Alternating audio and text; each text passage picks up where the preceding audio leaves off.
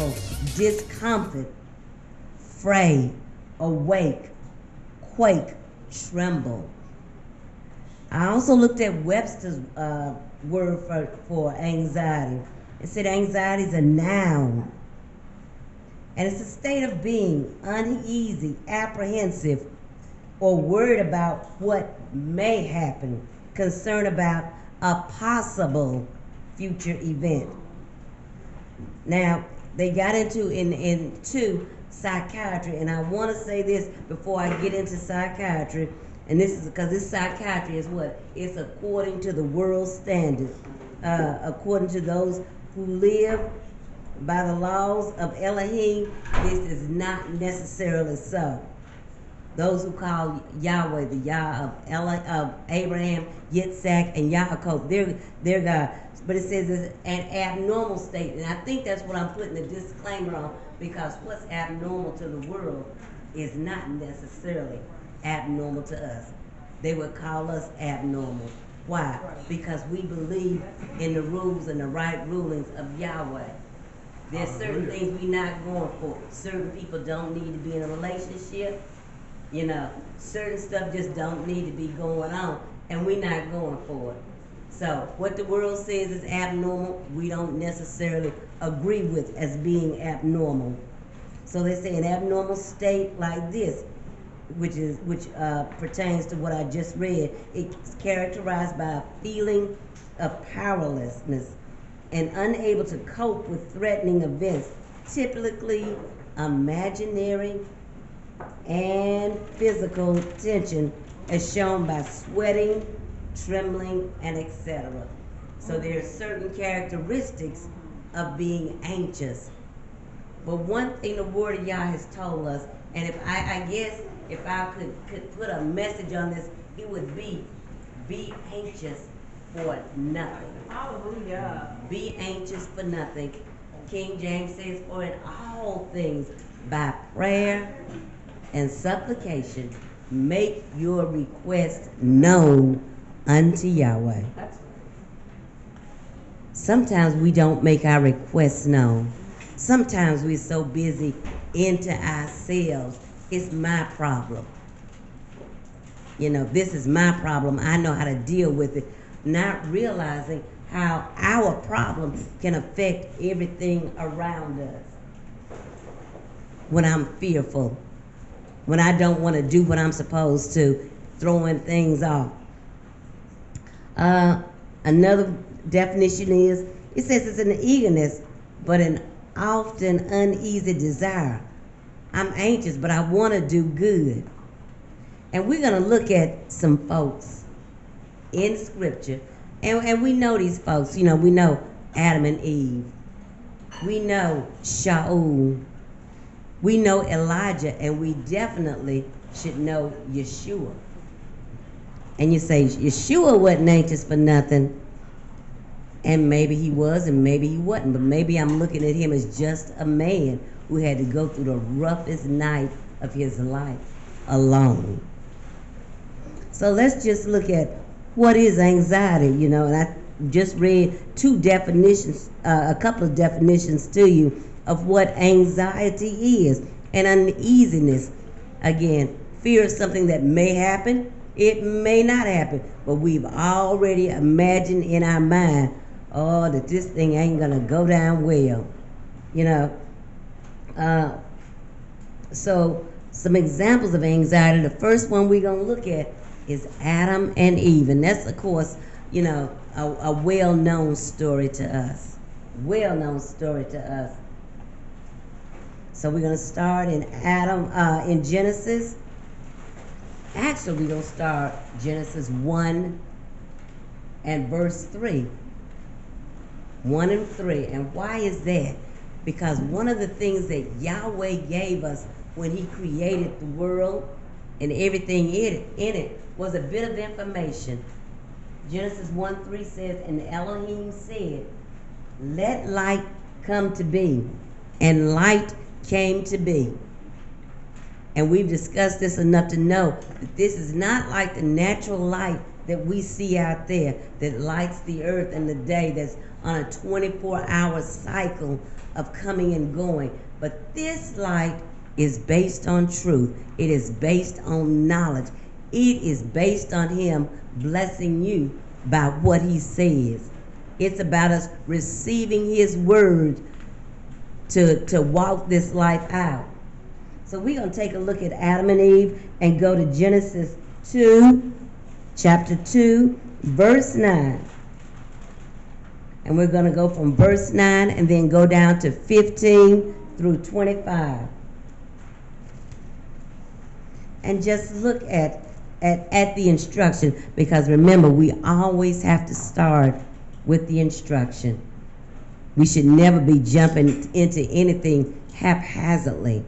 Follow a prescribed course in life. And I think if I was saying that, I would say that to, especially to young children. Follow a prescribed course. Get your habits now. You're forming habits now. And you need to learn, what is life? What did Yahweh give us to work with? He gave us his truth. So chapter 2, verse 9, it says, and out of the ground Yahweh Elohim made every tree grow that is pleasant to the sight and good for food, with the tree of life in the midst of the garden, and the tree of the knowledge of good and evil. Knowledge of good and evil. Dropping down to 15, and Elohim took the man and put him in the Garden of Eden to work it and to guard it. And Yahweh Elohim commanded the man, saying, eat of every tree of the garden, but do not eat of the tree of the knowledge of good and evil. Why? For in the day that you eat it, you shall certainly die. Certainly. That sounds like that word has a promise to it, you know. It's like when your parents says, I can show you better than I can tell you. It's going to come to pass. And Yahweh Elohim said, it is not good for the man to be alone. I am going to make a helper for him as a counterpart. And from the ground Yahweh Elohim formed every beast of the field and every bird of the heavens, and brought them to the man to see what he would call them. And whatever the man called each living being, that was its name. So the man gave names to all livestock, and to the birds of the heavens, and to every beast of the field. But for the man there was not found a helper for him as his counterpart. This was a strong man. This was an intellectual man. This man could study. I mean, he was at the top of his game when he was in the garden. And the rib which, and Yahweh caused a deep sleep to fall on the man, and he slept. And he took one of his ribs and closed up the flesh in its place. And the rib which Yahweh had taken from the man, he made into a woman, and he brought her to the man. And the man said, this is now bone of my bones and flesh of my flesh. This one is called woman, because she was taken out of man. For this cause a man shall leave his father and mother and cleave to his wife, and they shall become one flesh. And they were both naked, the man and his wife, yet they were not ashamed. Don't we think Adam liked his wife? He appreciated what Yahweh had given him, the gift of a counterpart. So the first thing we notice that Elohim gave instruction from the dawn of creation about how man was to guide the affairs of his life. Interesting that the seed of life is edible. The tree, was it a tree? Or was it knowledge? What knowledge was Adam to choose from? What knowledge was Adam to tell his wife to be careful to choose from? It's sometimes called food. Other times that knowledge is called water that flows from the source of life to the nations and is a bearer of knowledge. But Elohim had to reveal through his instruction that there was another knowledge lurking in the garden. Genesis 2:16, I think we just read through all of that. It says, the instruction was eat of every tree of the garden, but do not eat of the tree of the knowledge of good and evil, for in the day that you eat of it, you shall certainly die. We find a Torah of life-giving. Disobedience will bring certain death. We see Abba being challenged in the garden regarding the word of Torah. See, this is where anxiety sets up, because I'm talking about anxiety or fear. Anxiety will challenge what you know, or what you think you know. What you think you know many times, but if you are certain in what you know, there's nothing that can come against you. So we see in chapter 3, verse 1, and the Nahash was more crafty than all the lies of the field which Yahweh Elohim had made. And he said to the woman, challenge, is it true? Is it true that Elohim has said, do not eat of every tree of the garden? And the woman said to the Nahash, we are to eat of the fruit of the trees of the garden, but of the fruit of the tree which is in the midst of the garden, Elohim has said, do not eat of it, nor touch it, lest you die. How many trees were in the midst of the garden? Was it one, or was it two? It was two. Two. When we are challenged by our anxiety or by something, because anxiety can come from the outside, but most of the time it comes from the inside, we have to challenge it back. Which tree were you talking about? And that's something good to know. Challenge yourself. Find out what it is that is challenging you. What tree, what knowledge are you being presented with?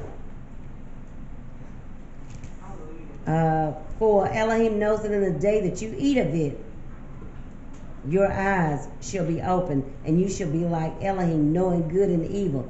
And the woman saw that the tree was good for food, and that it was pleasant to the eyes, and a tree desirable to make one wise. And she took of its fruit and ate. And she also gave to her husband with her, and he ate. Then the eyes of both of them were opened, and they knew that they were naked. And they sewed fig trees together and made loin coverings, for themselves. So what do we see? That anxiety or fear, and you might say, where was their anxiousness or fear? When she saw, Yahweh had already told her in chapter 2, verse 9, she already knew that it was good to look at, that it was good to eat. What did he add? It's going to make you like Elohim. I'm going to know as much as God. Sometimes I don't need to know as much as God. I don't. So what do we see that anxiety does? Anxiety brings or can bring confusion in your thinking. Anxiety can cause an instability in our way. We need to stick to what Yahweh says. If we look at James 1:8 for a moment, or I'll turn to James 1:8 for a moment and read that verse.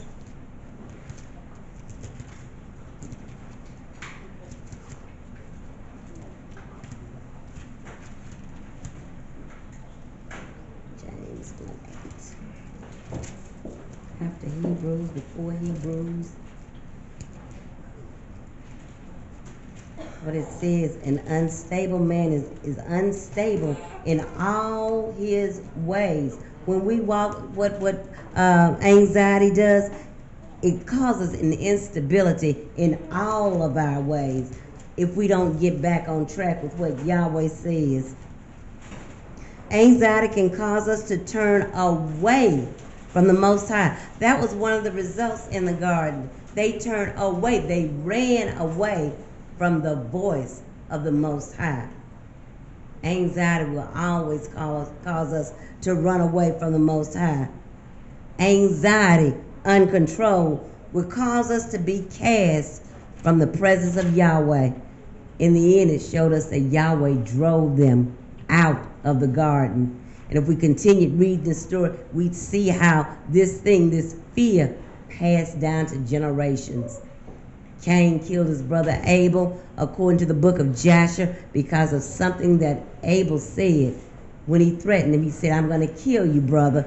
Abel says, but Yahweh will have vengeance on you because he will justify me. And his brother got angry with that statement and killed him, or found cause to kill him. So anxiety or fear will take you where you don't want to go. And that's away from the presence of Yah. But it also causes destruction in the lives of those around you. Now the next person we're going to look at, we're going to 1 Samuel, and we're going to look at Shaul. We know that Shaul has some issues with anxiety. You could say he was king of the anxiety. You know, he tried to kill David with David sitting in the room. So, you know, this man has some serious issues. 15:1. And we're coming to the part where Shaul has been made king. Israel rejected Yahweh because they decided that we don't want a king. We want to be like the other nations around us. Give us a king so he can lead us out in battle, you know, and do great victories for us. Sometimes I think Rabbi Tukon, that our way ain't always Yah's way. It was not good in the eyes of Yahweh. So looking at verse 15, starting with 1, and Shemuel said to Shaul, Yahweh sent me to anoint you sovereign over his people, over Israel, and now listen to the voice of the words of Yahweh. What did Moshe tell Israel? You did not see a form, but you heard a voice that carried the words of Yahweh. Verse 2, thus said Yahweh of hosts, I shall punish Amalek for what he did to Israel, how he set himself against him on the way when he came up from Mizraim. Now go, and you shall strike Amalek and put under the ban all that he has, and you shall not spare him, and put to death from man to woman, from infant to nursing child, from ox to sheep, from camel to donkey. Oh yeah, that's kind of rough. Then chose some of the people and mustered them in Telaim, 200,000 foot soldiers and 10,000 men of Yehudah. And Shaul came to a city of Amalek and lay in wait in the Wadi. And Shaul said to the Canaanites, go, turn aside, lest I destroy you with them. For you did not show loving commitment to all the children of Israel. For you did show loving commitment to all the children of Israel when they came up out of Mizraim. So the Kenites turned aside from the midst of the Amaleks, and Shaul struck the Amalekites from Havilah all the way to Shur, which is before Mizraim. And he caught Agag, sovereign of the Amalekites, alive, and put under the ban all the people with the edge of the sword.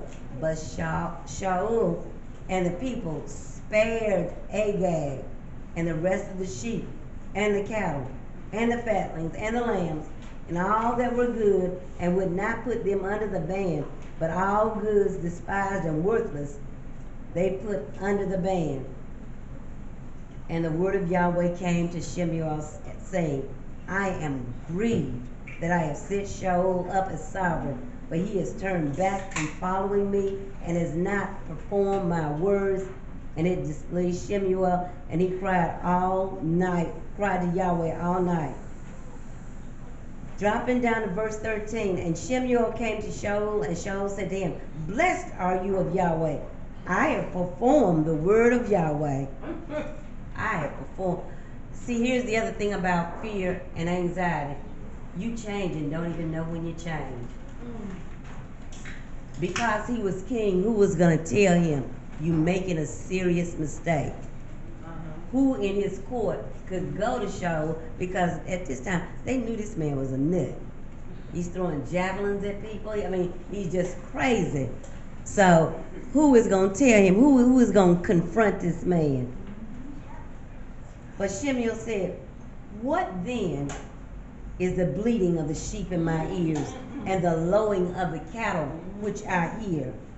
And Shaul said, they have brought them from Amalek, because the people spared the best of the sheep and the cattle to slaughter to Yahweh your Elohim, and the rest we have put under the ban. And Shemuel said to Shaul, wait and let me declare to you what Yahweh has said to me last night. And he said to him, speak. And Shemuel said, though you were little in your own eyes, were you not head of the tribes of Israel? And did not Yahweh anoint you sovereign over Israel? And Yahweh sent you on the way and said, go, and you shall put under the ban the sinners, the Amalekites, and fight against them until they are consumed. And why did you not obey the voice of Yahweh, but swooped down on the spoil and did evil in the eyes of Yahweh?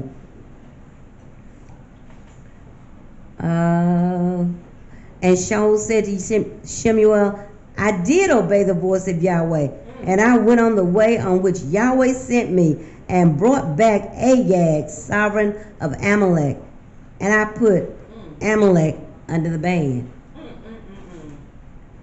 So what will anxiety do? Anxiety make you tell some tall tales. It will make you tell some tall tales, and before it's over and done with, you're going to blame everybody else for your weaknesses. But the people, let's see, and Shaul said to Shemuel, I did obey the voice of Yahweh, and I went on the way on which Yahweh sent me, and brought back Agag, sovereign of Amalek, and I put Amalek under the ban. But the people took of the spoil of the sheep and cattle, the best of that which should have been under the ban, to slaughter to Yahweh your Elohim in Gilgal. Then Shemuel said, does Yahweh delight in ascending offerings and slaughterings, as in obeying the voice of Yahweh? Look, to obey is better than a slaughtering. To heed is better than the fat of rams. For rebellion is as the sin of divination, and stubbornness is as wickedness and idolatry. Because you have rejected the word of Yahweh, he also does reject you as sovereign. So here we see anxiety, we see fear, and we see a very insecure man, because all of this is wrapped up in this. He couldn't obey the voice of Yahweh, his creator, the one who placed him there, the one who Israel said, oh, put a man up over us. That tall one right there, he look good right there. We know he can do it. It was not so. It was not so. So you can't obey him. Shemuel ends up having to kill Agag. Shaul ultimately loses his life. All because of fear, because we let fear or anxiety control us. So the basic lesson here is, don't do what anxiety tells you to do. Listen to the voice of the words of Yahweh. It can cost you your life for not doing it. Next person we're going to look at is Elijah the Tishbite. And as we look at him, now we're not going to read all of that, because that spreads over about 3 or 4 chapters. But that is that is Kings, 1 Kings 17 and 1. 1 Kings 17 and 1. Looking at Elijah the Tishbite. And when I read about Elijah, I thought Elijah just kind of pops up on the scene to do his thing. You know, he if Elijah don't like you, you know, you think this is the person that says, no rain for you. But what is this a picture of? This is a picture of really what it's going to be like, in the millennium kingdom. If you don't come to worship Yahweh the way he wants you to worship him, guess what you don't get? Right. You don't get no rain. That's right. You know, and of course when you think of rain, we think of that water, but also rain is the word of God. What happens when you don't get the word of God? You dry up. you can't be obedient. You There know, you go. this is what was going on with Brother Shaul, with the king Shaul. He could not receive the word of Yah. He could not listen to what he was supposed to do. He dried up and ultimately lost his life.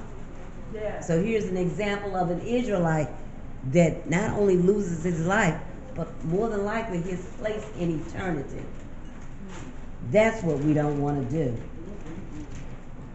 All right, so 17 stars out with Elisha the Tishbite, Eliahu the Tishbite of the inhabitants of Gilead said to Ahab, that was his enemy. Ahab was the king of Judah. Was he king of Judah or Israel? Judah at that time. He said to Ahab, as Yahweh Elohim of Israel lives, before whom I stand, there shall be no dew or rain these years except at my word. And the word of Yahweh came to him, saying, go away from here, turn eastward, and hide by the Wadi Kari, which flows into the Yarden. And it shall be that you drink from the stream, and I shall command the ravens to feed you. The ravens. Yeah. Come on. I don't want to eat out from a raven, but he commanded the ravens to feed him. They fed him morning and night. They always brought him bread. But look here he is by a stream. And guess what? We get comfortable by our streams. Yeah. We get comfortable by our streams. And then that stream starts to dry up. And I think we saw something like this with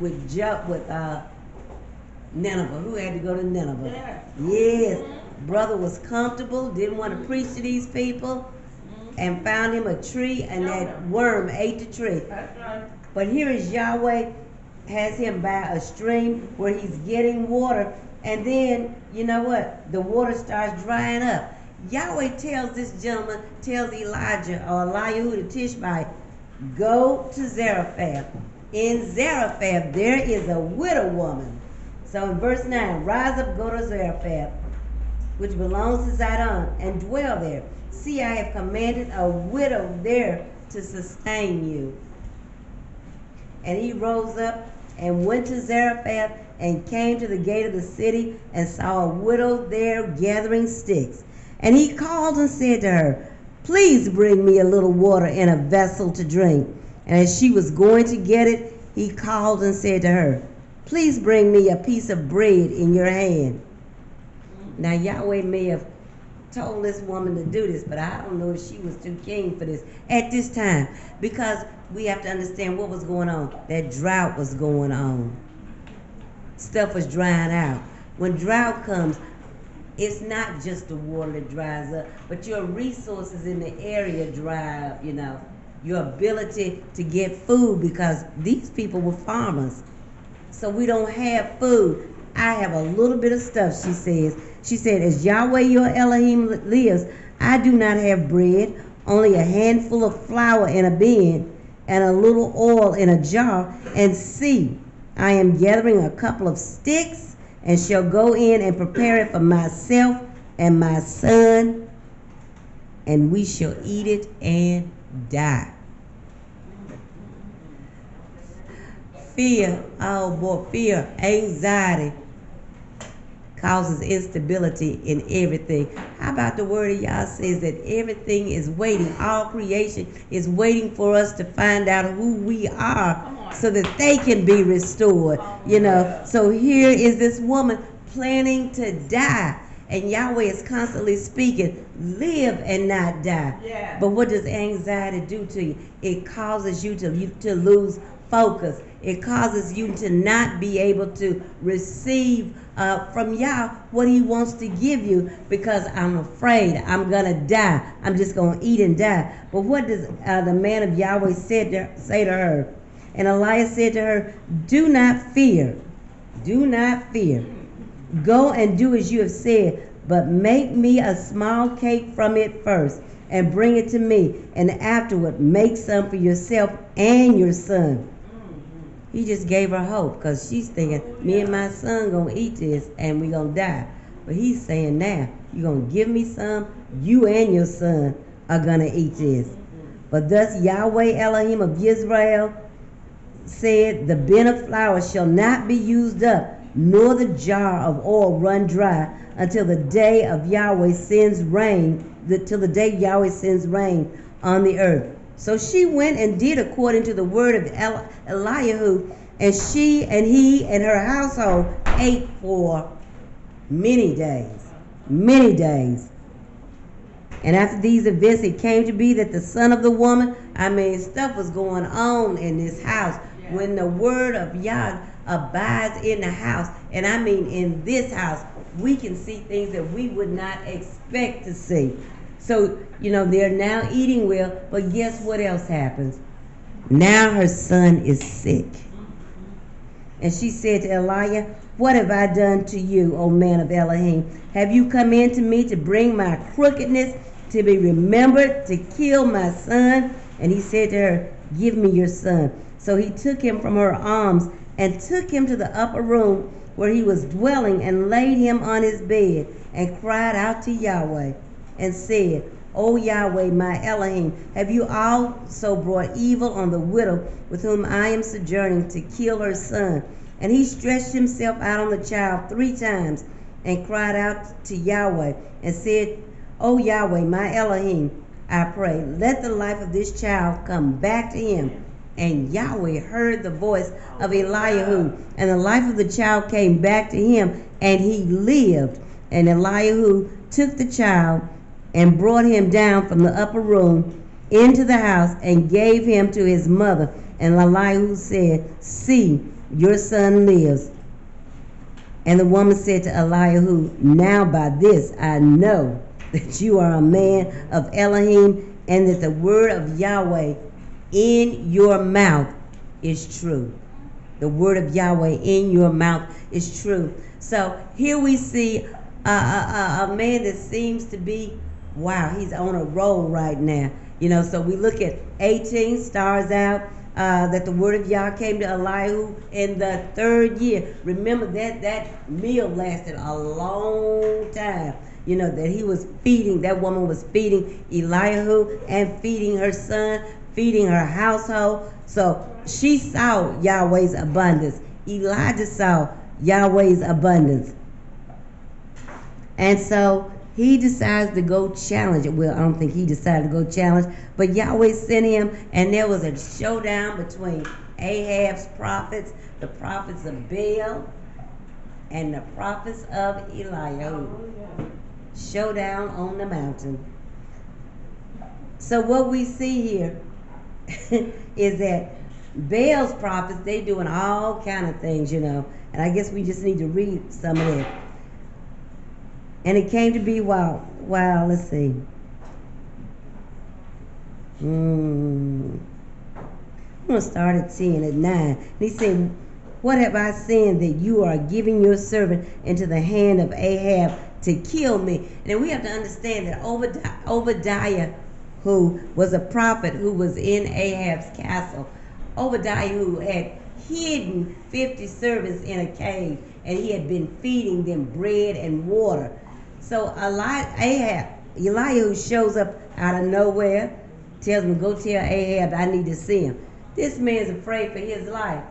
You expect me to go tell him that you here the time I go, guess what's going to happen? You're going to disappear, and he's going to kill me. Ahab tells him, say, no, go ahead and tell him, I'll be here. So in the midst of this, he puts on a showdown with Baal. I want you all to set up your altar for your God. I want you to put water, dig trenches, put water in your trenches, do everything that you need to do to get your God to take this offering. And so they pray all day until noon. They pray on till the evening. They're jumping up and down. They're cutting themselves. They're doing everything that they know how to do to get Baal, whatever his name is, to receive that offering. It's not happening. So Ahab gets his folks to set up his altar, dig trenches around it, put water in it, put water on the meat, and he calls out to his Yah. And guess what his Yah does? Fire comes out of heaven and accepts Ahab's food, and they know it's Yah. But in the meantime, while this is going on, Ahab becomes afraid. Now he has seen Yahweh do some great things for him, seen many miracles. Raising the widow's son from the dead. He's battled the priest on the mountain, 400 priests there was, and won that affair before the people. But what happens? He gets afraid of Ahab because Ahab is going to threaten to kill him. And guess what he does? Oh God, you can't do that. Yahweh, you can't do that. I'm the only one left here. I'm the only one left here. Nobody is believing you but me. And Yahweh has to let him know. Through his fear and anxiety, it's not all about you. It's not all about you. I have 7,000 people, priests, that have not bowed the knee, or kissed the feet of Baal. So we watch him go through this in his fear and anxiety, as great as he was. So I guess the point of all this is, no matter how many things that you see Yahweh take you through, you always have to be aware that this thing can come and attack you, that it's all about Yah, that it's never about you. Now the next person I want to talk about is Yeshua, and I think I'm going to Matthew chapter 26, and we look at him in the Garden of Gethsemane. This is his final night. He is praying. He's got his Talmudim with him. He's called special ones to go with him, Kepha, John, and to go with him, and about another few that are gone with him. And all I need you to do, he tells them, is to pray. Just pray with me for a moment. Stay with me for an hour and pray with me. Chapter 26. 26. All right, let's start at 36. Matthew 26, starting at 36. Then Yahweh came with them being his disciples that he picked to come with him, came with him to a place called Gethsemane, and said to the taught ones, sit here while I go over there and pray. Then Yeshua came with them and he took with him Kepha and the two sons of Zebedee, that would have been James and John, and he began to be grieved and deeply distressed. Then he said to them, my being is exceedingly grieved, even to death. Stay here and watch with me. And going forward a little, he fell on his face and prayed, saying, O my Father, if it is possible, let this cup pass from me. Yet not as I desire, but as you desire. Because all anxiety includes it's a desire of either I want to please or I want to run away. And this is the thing. Now, with Yeshua, I don't think he wanted to run away. I want to please you. But this thing, this is something powerful. And he came to the taught ones and found them asleep and said to Kepha, so were you not able to watch with me 1 hour? And if we look up some verses, Kepha is the one that says, I will never leave you. I'll always be here with you. Clock's gonna clock, the rooster's gonna crow 3 times. You're gonna run away from him. And again he went away a second time and prayed, O my Father, if it is impossible for this to pass unless I drink it, let your desire be done. And he came and found them asleep again, for their eyes were heavy. And he left them, went away again, and prayed the third time, saying the same words. Then he came to his taught ones and said to them, still sleeping and taking rest, see, the hour has come near, and the Son of Adam is delivered up into the hands of sinners. With anxiety, what I have learned, and am still learning, that at some point you have to face it. You have to face that thing that causes you to fear. Now, I'm not saying that Yeshua was fearful, because, I'm thinking he's been here on earth, but yet he has watched his Father down through time, and he, better than anybody else, knows the capability of his Father. But, if you were in church would say, oh, I'm scared because I'm going to be separated from him. This was what he was born to do. He was born to do this. Is there any other way around it? If not, it causes surrender. We have to learn to surrender to Yahweh, to give him everything, to trust him with everything in life, even unto death. Because truly, some of us may face death. We all believe we're going to walk in this thing to walk out of here together when Yeshua comes. But the simple fact is, we don't know how things are going to turn out. What's going to get going? What's going to go on in this world as we see it now. We don't know if our president and Kim Jong-un or whatever his name is going to go crazy and start throwing missiles and stuff. You don't know what's going to go over here with people in our nation that think we have no right to be here. We don't know. But what it comes down to, I have to control it. As Elohim told Cain in the beginning, you must control it, or else it will control you. How do we take possession of this?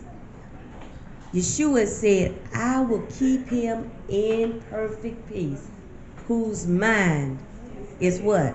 Stayed on me. If I am under that kind of anxiety, it means I'm focusing too much on the fear. That's right. It is my responsibility to focus my thoughts, my attentions, and my actions where they need to be. If we look at chapter 4, Philippians, when we were in the church, I know we all knew Philippians. Yeah. Whatsoever things are, Come on now.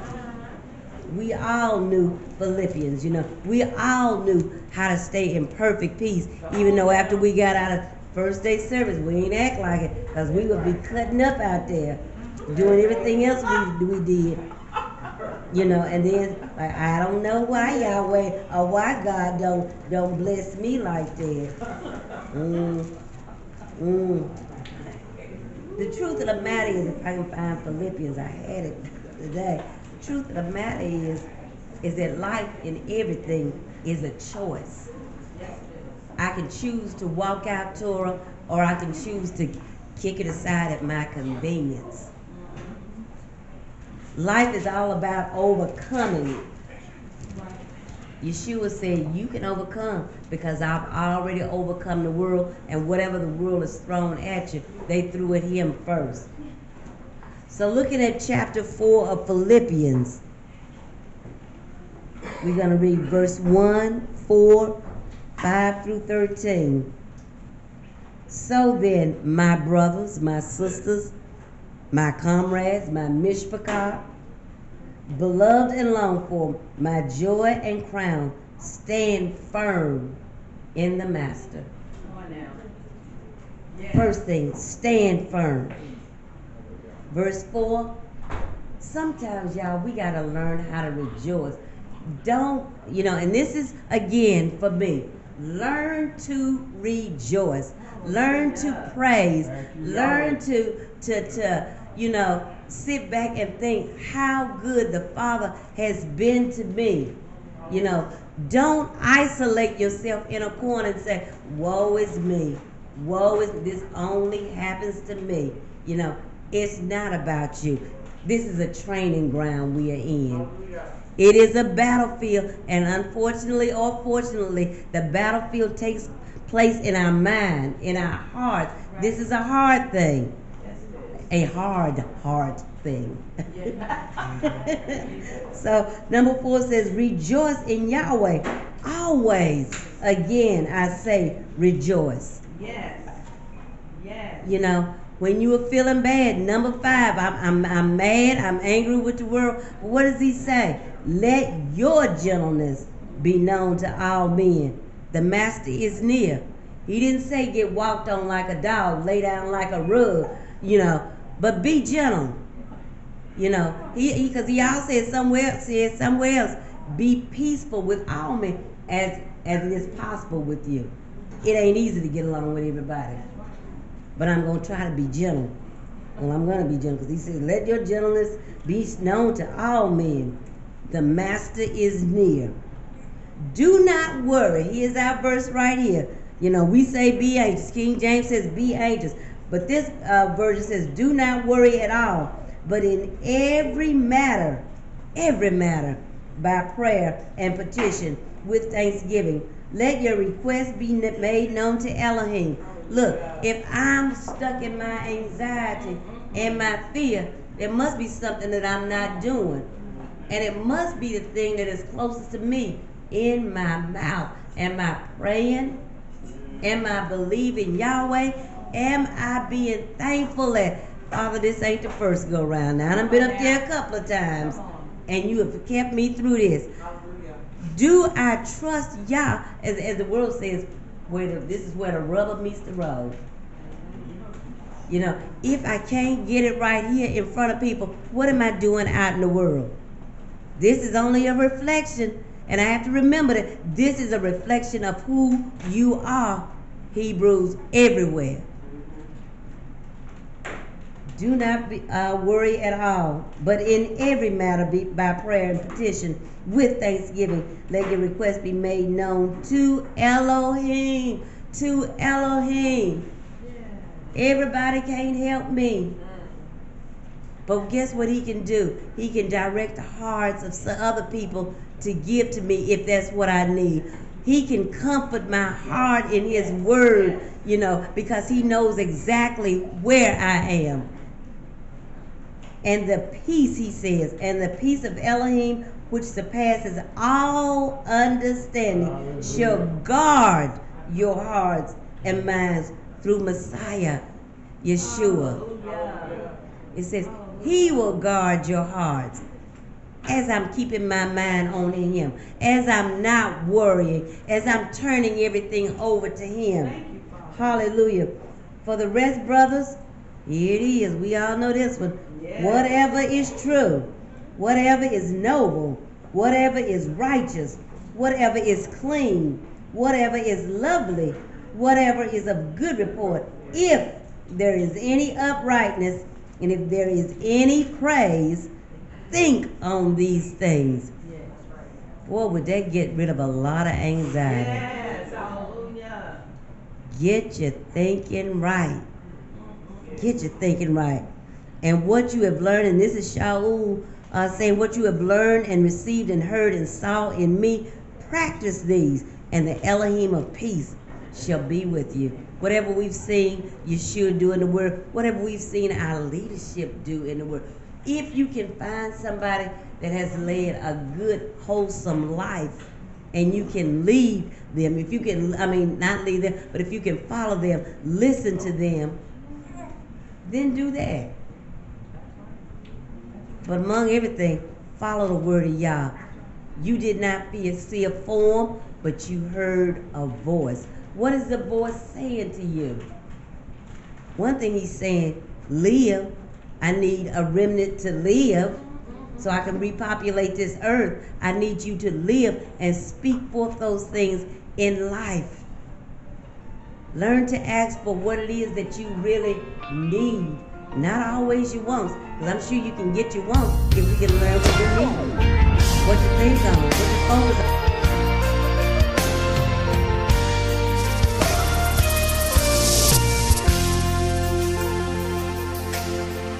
All of my health, all of my